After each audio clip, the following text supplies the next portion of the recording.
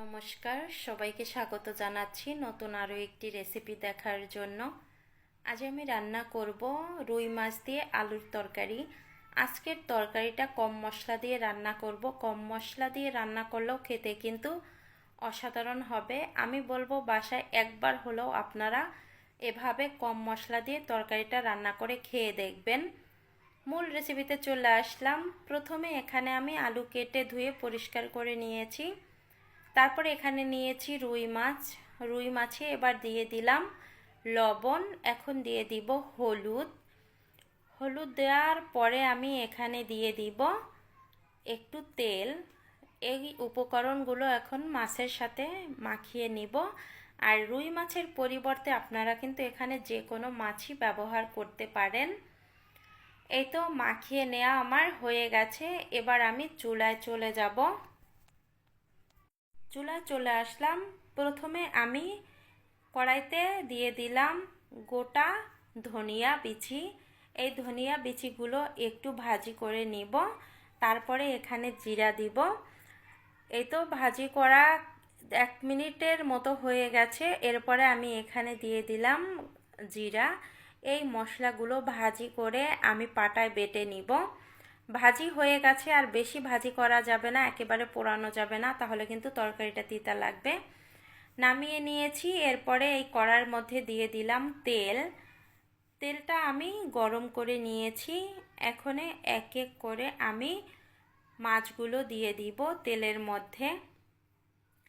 মাছগুলো দেয়া হয়ে গেছে। এখন আমি 3 মিনিটের মতো জাল করে নিব। 3 মিনিট হয়ে গেছে। এবার আমি মাছগুলো এক এক করে উল্টিয়ে দিব।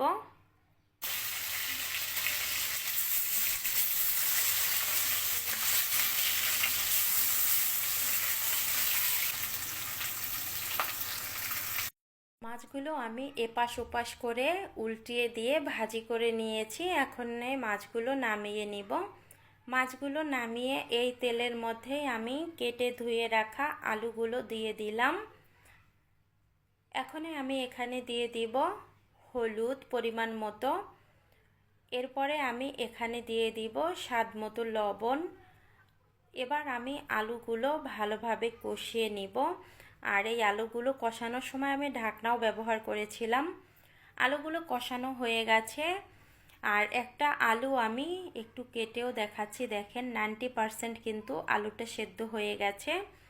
এ পর্যায়ে আমি এই আলুর মধ্যে দিয়ে দিব কাঁচামরিচ বাটা।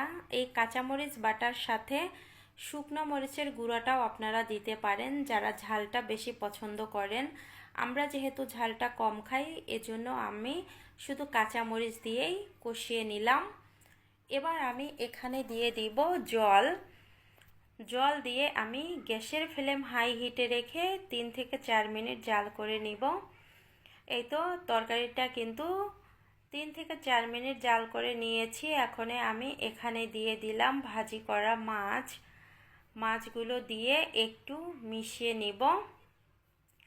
এখন আমি এখান থেকে কিছু পরিমাণ আলু একটা পাত্রে উঠিয়ে নিব। এই আলুগুলো আমি ম্যাশ করে তরকারির মধ্যে দিব। আর ম্যাশ করা আলুগুলো তরকারির মধ্যে দিলে তরকারিটা ঘন হয়। এই যে ম্যাশ করে আমি দিয়ে দিলাম। এবার তরকারিটা নামিয়ে নিব চুলা থেকে।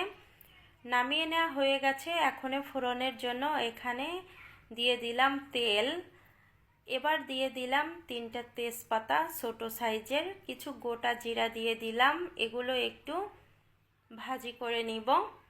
এখন এখানে 2টো শুকনো মরিচ মাঝখানে ছিঁড়ে আমি দিয়ে দিলাম।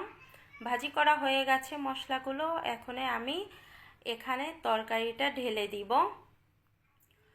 তরকারিটা দেয়া হয়ে গেছে। এবার একটু তরকারিটা মিশিয়ে নিব যাতে সবগুলো উপকরণ একসাথে মিশে যায়।